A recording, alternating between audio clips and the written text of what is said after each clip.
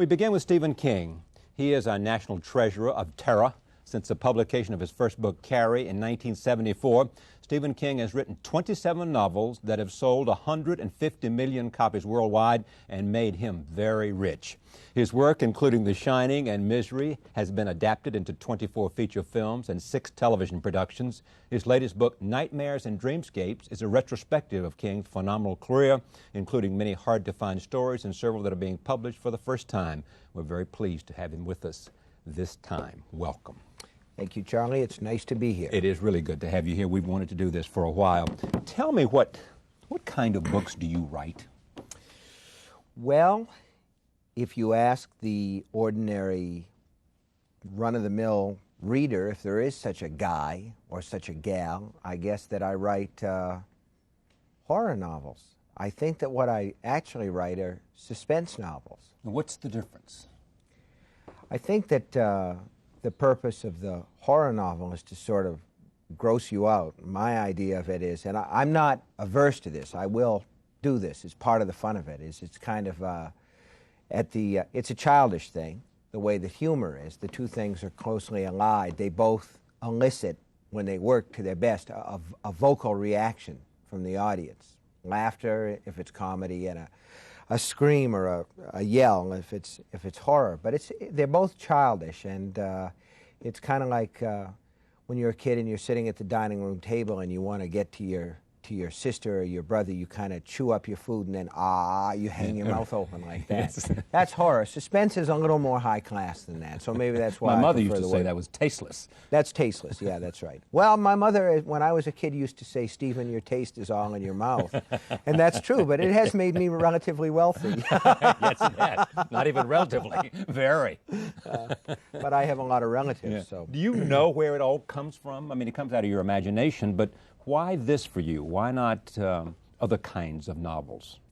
No, I don't know where it all comes from, and that's the literal, unvarnished truth. I don't know where it comes from any more than I know where the color of my eyes comes from. Well, I can tell you do where know. that comes from. Well, all right, that's genetically Right. inherited from your mother and your father. And my mother used to enjoy writing, and my father wrote a lot of stories and mailed them to the pulp magazines of the 40s and 50s, like Argosy and that sort of thing. And I guess some of them were pretty good, but I've never seen any of them. So I have a little of that from my parents, and my children have a little of it from me. You wanted to write from an early age. Yeah. It was what it was for me. I always did it. I always took great pleasure in it. I still take great pleasure in it. The actual act of composition. For me, the part that I don't like starts when you turn a manuscript in to the publisher. That's like you have your own private field that's full of snow in the backyard, and nobody's tracked in it but you, and you give it to them, and then they open it to the public. You mean that whole creation is only yours, and only you know those characters, your editor, but forget that. You are the only person that's lived with them, know where they're going, what they think, how they conflict, what's going to happen to them. And I'm the only one that has an opinion on them. And then an editor comes along and says, well, we'll change this and that. This new one, Nightmares and Dreamscapes, a lot of the stories go back half my lifetime, actually. And so some of them were written by a very young man. And then the editor comes up and says, well, maybe if you change this or tweak that. And it's not that they're wrong. That's not what I'm saying. It's that you say, well, that was mine for a long time. Now you come in here and it's maybe too. I'm from Maine. I'm a Yankee. Maybe that's a Yankee reaction. You know, leave my backyard alone. Do you create characters you like? Usually I do, but I don't always create characters that I like. Sometimes I create the sort of characters that I'm afraid of. When I was a kid, You're afraid of? Yeah. When I was a kid, there was a guy who, maybe the first of the modern serial killers. He was a guy named Charlie Starkweather. Right. And he was the guy off the Texas right, tower. Little bandy. No, that's much later than this. Starkweather was in Nebraska, and it was in the 50s. And I had a scrapbook. I cut out all these clippings of him, and my mother found this scrapbook. It was 57, so I would have been about 10 years old. And I think she decided right then and there that not all my wheels were on the road anymore. And Your elevator was not going to the top floor. She said, why are you interested in this guy? And because I was only 10, and what articulation I had then went into the stories, and it really still does. I'm a much better writer than I am a talker. What I was not able to tell her was there was one picture of this young man who killed these people, and what there was in his eyes was nothing at all. I mean, vacant rooms, depopulated planets, there was nothing. And what I was not able to tell her was, I need to look out for this guy. I need to know everything about him so that if I ever meet him or anybody like him, I can go around. And in my fiction, when I've created characters like John Rainbird in Firestarter or George Stark in The Dark Half, some of the real bad guys, I'm telling myself, reminding myself, look out for these guys. These guys are dangerous, and they're really out there. But when you were, how old did you do this? This is when you were 9? I was about 10. Yeah. Now, did you try to write anything then when you were 9 and 10? Oh, yeah. Yeah, and a lot of it was the sort of stuff that I write now. There were horror stories, fantasy stories. See, I grew up on a diet of, let's say, the sort of comic books that kids weren't really supposed to read, like Tales from the Crypt and The Vault of Horror and that sort of thing. One of the earliest stories that I remember my mother reading my brother and I was Dr. Jekyll and Mr. Hyde. So you see, I was warped from an early age, but the idea that this sort of thing, you know, somebody will sort of want to discuss your books if you write what I write, and they'll sort of sidle up to you and say, by the way, what was your childhood like? Of course they do. But mine was perfectly normal as a you know, a general case. Back to the question I asked about what kind of books do you write? Do you compare yourself with no false modesty to anyone? When you look back, who would you like to be compared to? Where do you put your work? Generally, once it's done and bound and in a book, I put it on the shelf and forget it and, or send and it go to Hollywood on to the and next say, thing. send the check. Yeah. There are writers that I like. Yeah. There are writers that I admire tremendously, and there are writers whose styles have helped me at various times that I've sort of taken into my own mix and tried to make a part of myself. I think that writers, when they're forming, are like what my mother always used to say, milk in the refrigerator takes the flavor of whatever's next to it, you know, so that as a kid, if I read a lot of H.P. Lovecraft, I'd write like Lovecraft. There are a couple of pastiches in Nightmares and Dreamscapes, the new book. There's a Sherlock Holmes story that was written as part of a competition at a mystery weekend in Mohonk in upstate New York. And there's also a Chandler-esque Philip Marlowe hard-boiled detective story because I admire that style tremendously. You know what I'm like? I don't necessarily want to be compared to anybody. No, but just tell me who, you know, because there are people, the reason I ask the question, there are many who say, and this is complimentary to you, look back years from now, we'll look back at what Stephen King was writing, and we'll see you in a very different way as the audience who loves you so much and buys 150 million copies sees you. They may very well be responding to these sort of base emotions of a great story, first of all. I don't think that you would sell unless you tell a great story. I assume that you believe that as well. And hey, if they remember me at all, Yeah. I mean, it's amazing when you think about it, the writers who come and enjoy tremendous popularity and sort of disappear so that you find their works on back shelves in hotel suites or in, you know, bargain barns in New England.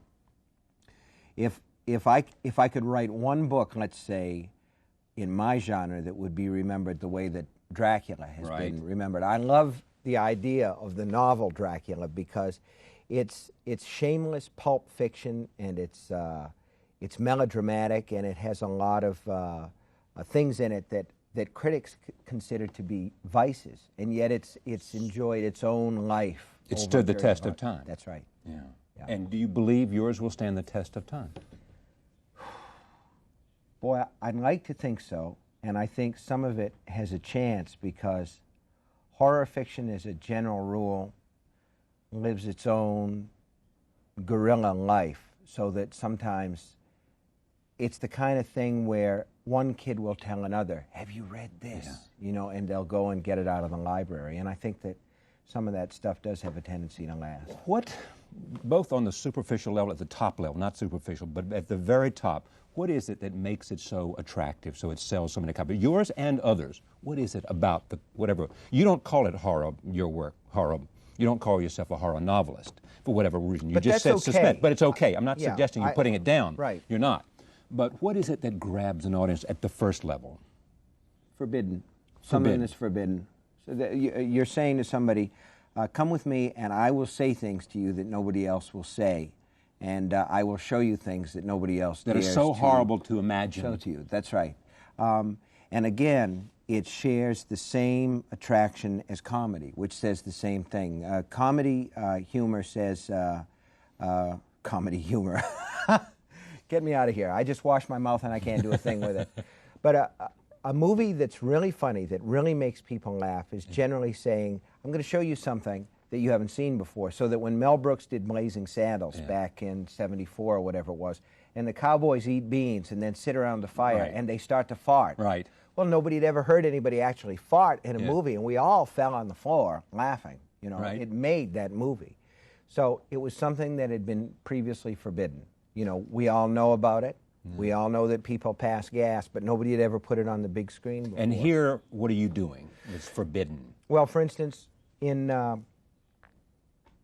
Pet Sematary, what I said was, here's something that we don't talk about. People sometimes have kids who die. There are terrible things that happen, and sometimes a child will die young. And in Pet Sematary, that happened, and I followed the family through the grieving process, and then the father goes out to the graveyard and digs his son up and tries to bring him back to life. And that can't happen. That is a total make-believe thing, just in case any of your viewers out there thought that they could dig people up and bring them back to life. It doesn't work that way. But in fiction, sometimes it can. And the important part about it, you know, I like to say that fiction is a lie, but good fiction is the truth inside the lie. And the truth that any person who's ever lost a child knows is that you wish you could bring them back to life. And the story explores what might happen if something like that could happen. So horror fiction, a lot of it, to me, is the lure of the forbidden. Of the forbidden. Now, at a deeper or additional level, is it also some sense of dealing with your own fears? I think it is. I think that... By comparison, by what? Well, by comparison, saying as bad as things are, they're not this bad. There are two stories... As scared as you might be, this is the deepest and darkest. This is the deepest. But on a level where I like to work now, because I've been here for a long time, I've done a lot of this stuff, I'm terrified of self-parody. I'm terrified of running out of ideas and just recycling the old stuff.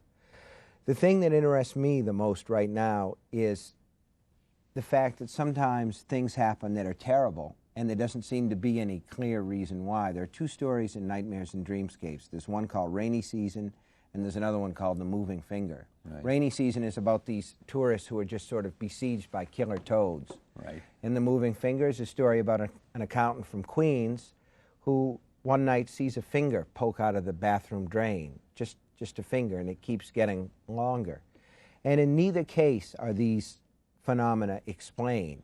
One of the things that, particularly in Hollywood, that filmmakers like you to do is to explain where these monsters came from, or whatever the phenomena was.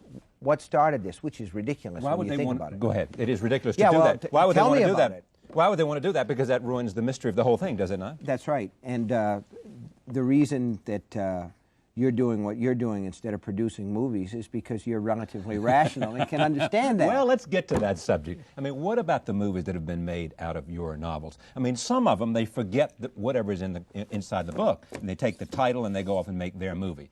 Now, that's simply trying to make a few bucks. Yeah. But what about those that are more true to what you have written? Well, why do they fail? I don't mean fail in terms of your liking them, not in terms of an audience, not in terms of making money, but in terms of Stephen King saying, by God, they did a hell of a job.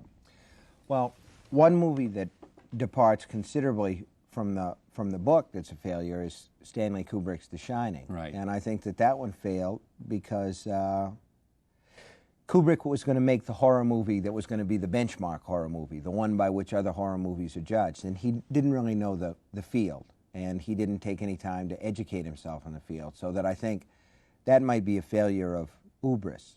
And with the case of another movie like Firestarter, which was the book, literally, exactly, point to point, it is the book, I think it's a failure because it doesn't have the sparkle and the life of the novel. I've been waiting for this to happen to John Grisham, but there's only been one film out. Grisham, I love his stuff, and one of the reasons Why do you love his stuff? I love his stuff because we all have a little censor inside our heads that stands at the gate between what we really think and what we actually say or write down. And Grisham's is out on a permanent coffee break. Whatever comes into that guy's mind, boom, it's on the page. Yeah. And that's what makes him really work. He's really alive, and the books are really alive. They may be a little bit unbelievable in places, and they may be a little bit rough-edged in terms of style. But The Firm worked really well. As a movie? As a movie. But the first movie ever made from one of my books, Carrie, also really worked well. And another thing that they have in common is in both cases, the film departed significantly from the book, but still worked. It'll be interesting to see how future films of his work, whether or not they can catch. What I'm trying to say, to lead back to your question, is the movie has to capture some of the spirit of the writer's heart and mind. And if it doesn't, generally speaking, what the reader went to the book and found and loved, the movie audience won't. How many screenplays have you written? I've written, you had to ask me that right off the top of my head. Name the ones that you wrote. I think, here, wait a second. Just bear with me, folks. I'm looking at what they call the masthead page, where I actually has it. I've written Creepshow, Cat's Eye, Silver Bullet, Maximum Overdrive, Pet Sematary, Golden Years, Sleepwalkers, and The Stand. And of which of those did you like the most?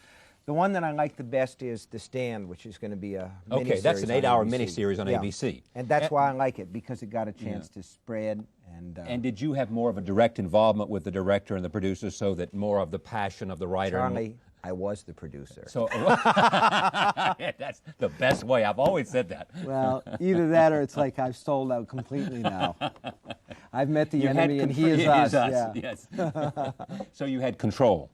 I had a fair degree of control. And listen, The Stand was a huge project, but it's the one where readers come to me and say, The Stand has to be a movie. Don't make The Stand into a movie. All in the same breath. There's this feeling like they want to see it, but they feel like it can't be done. And for 10 years we tried to do it as a theatrical, and it couldn't be done because it was too long. But the standards of TV have changed so much. You can do more. It's not the same medium. There's more of a license now. Yeah. Oh, yeah. All right. Take a look. Here's a clip from The Stand, produced by, written by. And in this case, with me in it, I think. And with him in it, Stephen King. Roll tape. But the problem is you didn't learn one basic thing. If you have a crow in there, if you have a dog in there, if you have a cat in there, it'll steal the scene. Every time. Well, we've got a dog in The Stand that was actually very difficult to work with. The dog's name was Kojak, and I said, well, let's replace him with a crow. We'll call him Crowjack. Ba-da-bum-bum. Yeah. Oh, actually. You're happy with this? Did you like the acting yourself? You mean acting myself? As the actor. Acting is something that I've done ever since college. I'm not very talented. There are a lot of critics who say I'm not a very talented writer, but compared to my acting skills, I'm John Steinbeck. You know? Well, let's speak about critics. That's the other subject. You do such great segues into what I want to talk about. How do you feel about the critics and what they say about you? And what do you think of the literary establishment in America? I think that that those are big fields. I can't cover all that. Well, take critics first. I think the critics, by and large, have been very fair to me over the years. As I've gotten more successful in terms of copies sold, the critical reaction to my stuff has been stiffer, and that's the way that it should be. When a lot of people are reading a lot of stuff, it deserves to be evaluated with a real strong edge of, what would you say, devil's advocacy, if you like. So that there's been some of that, but I also think that there's a critical view in this country that says we critics are the few, the proud, the brave, and we understand what real literary quality is, and there aren't very many of us guys. Yeah. Us real pencil neck geeks who understand the true meaning of a just piece. get them all in, aren't you? No, well, I'm sort of sliding that in there. But the idea is that there tends to be critical approval for people who have a fairly narrow range of appeal. And there is a feeling among the real critical intelligentsia that anybody who's being read by a lot of people can't be very good, because the middle range is fairly low, and that's total bull. And how much of it, though, is the fact that they don't think that the horror genre or even suspense genre is real literature? I think there's some of that, but on the whole, because it has a real openness to allegory and symbolism, I've been better treated, and a lot of horror novelists have been better treated. Peter Straub, for instance, Patrick McGrath. Right. We've been better treated, and Clive Barker, than, say, really good Western novelists like Louis L'Amour. Well, I don't know about Louis He L'Amour. was treated pretty well. Probably better than he deserved, in my But how opinion. about Larry McMurtry? Larry McMurtry is a good case in point. There are a lot of people who are working in the Western field. You know, one thing I'm curious about, that a field that's been totally overlooked by the critics, except when they want to sneer, is I wonder if anybody's done anything good in the romance field. Well, answer your own question. I don't know, because I don't know the that field. much. Yeah, I don't It's, know who it is. Sort of like Sweet I'm sure- Savage Love and all Clearly, that. yeah, somebody has. Yeah. In fact, I don't even know that I can name 5 romance novelists. It's tough. Rosemary Rogers, and then I'm sort of Danielle Steele. Danielle Steele, I would assume, would be in there. Yeah. Yeah. What about the notion of a part of you wanting, I mean, a little part of you having all the success you've had, both in terms of readers, both in terms of enthusiasm for your latest book? Your name alone will sell the book now. I mean, if it's a Stephen King novel, they want it. And there's a built-in audience, as there is in a different genre for Tom Clancy and others. Does still a part of you hunger for sort of someone to say, this guy is a great writer? Yes. Yes. There's always a feeling here that I would love to be allowed to go around to the front door instead of always having to use the tradesman's entrance. That would be wonderful. But essentially, I'm sort of resigned to the idea that I'm going to be regarded as a popular novelist with a popular novelist's virtues and a popular novelist's faults. And in a sense, that's all right. I'm running my own race now. What do you mean? I mean, my family is well provided for. There's no need. If it were a matter of money, I would never have to set my pen to paper or turn on my word processor again. If it were a matter of critical acceptance, I would stop right now, because that's never going to come on the level that you just mentioned. I don't think that Never? I don't think so. Not in my lifetime, certainly, and probably not after. But are you going to reach for it? Oh, yeah. Yeah, always. Every time that I sit down. That's why I say I'm running my own race. Yeah. I'm writing to please myself, and I'm my own toughest critic. I've never been able to reach to the place that I want to be at. So. But the last 2 novels, this is a compilation of a lot of things. The last 2 novels were the best reviewed, and some say a new direction for you, more in the genre of suspense than horror. Yes? Well, I think that that's true. I think that... As if you were reaching, stretching, growing, moving somewhere else. Yeah. I think that people look at Gerald's Game and Dolores Claiborne. Dolores comes out in paperback next month, and I'll be interested to see how that does.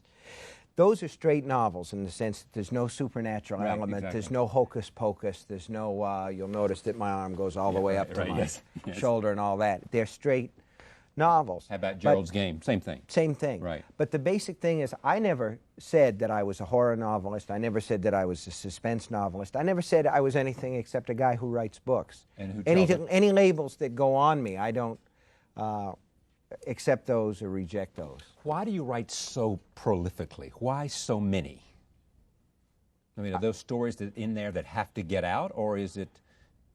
Yeah, I think that they do, but I also think that some of it has to do with simply being fairly facile with words. That is to say, there's this story, I don't know if it's apocryphal or not, about James Joyce. Friend comes in, and Joyce has got his hands up on his head like this, and he's, oh, God. And the guy says, James, what's the matter? Did you have a bad day? How many words did you write? And Joyce goes, I wrote 7 words today. The guy says, that's not bad for you, James. He says, but I don't know what order they go in.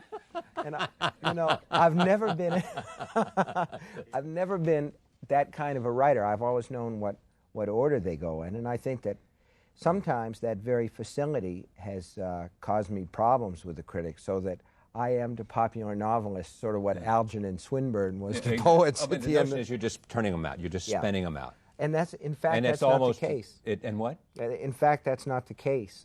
Is it hard?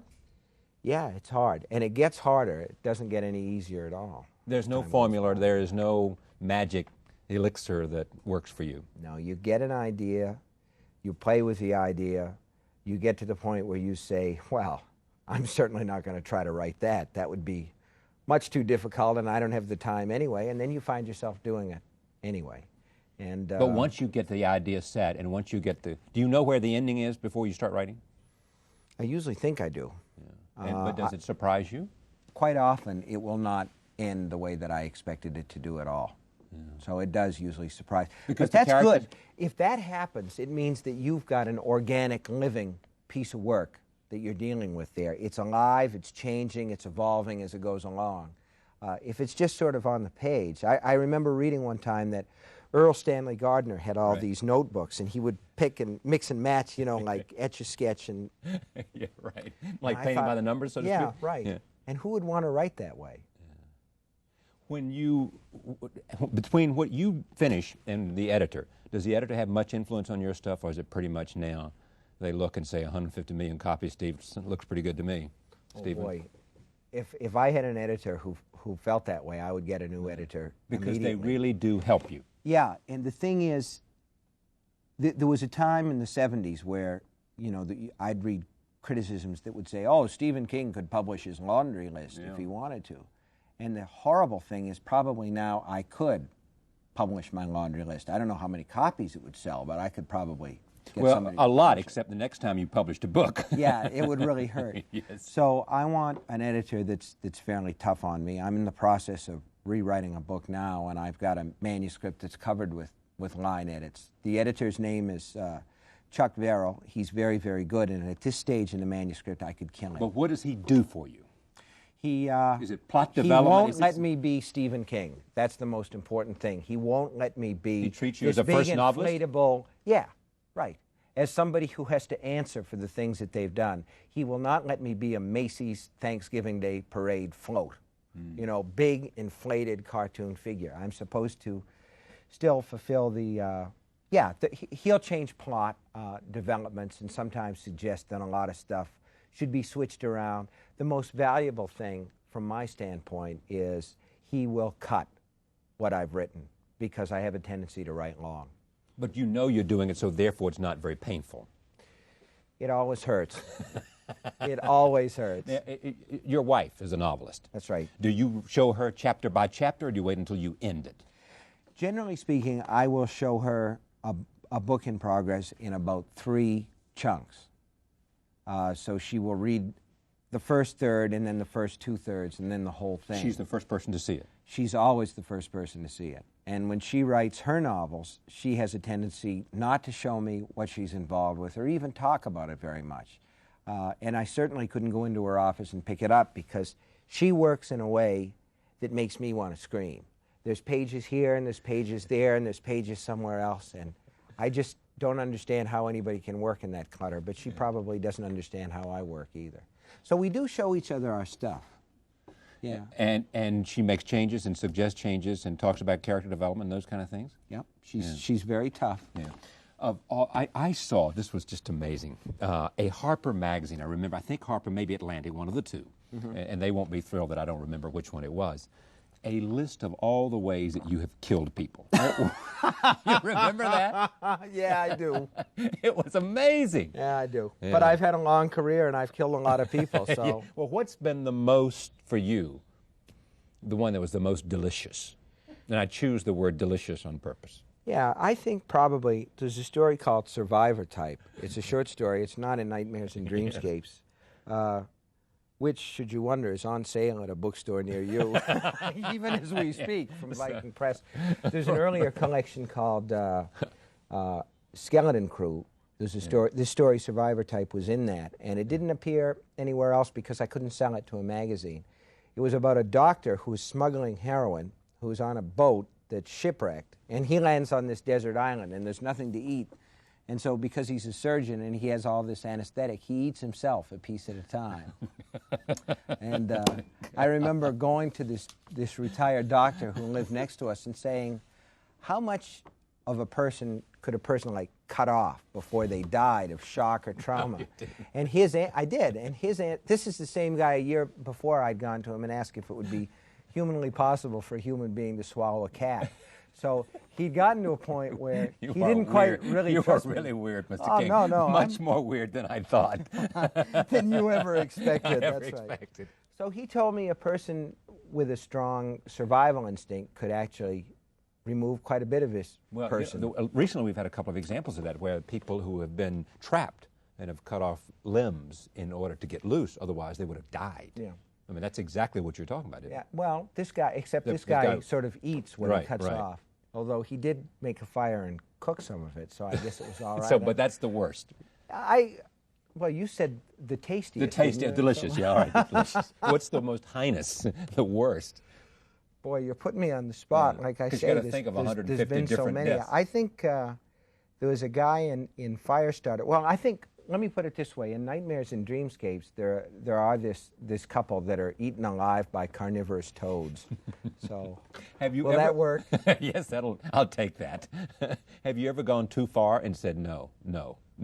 I've gone over the line. Well, like I say, generally speaking, I will go ahead and write them anyway because at this point I am sort of racing myself, and I'll tend to put them away. So that there are several times where I thought I had gone too far. I thought Pet Sematary was a step too far, and it was a tremendously popular book, which shows that it's almost impossible to gross out the American people. And at this point in my career, the British, the French, or the Germans either. But I continue to H.L. try. Mencken had a paraphrase of that, I think. Yeah. I have a couple of ideas that are probably a little beyond the pale. Yeah. Right now. What's your worst fear? That one of my kids would die.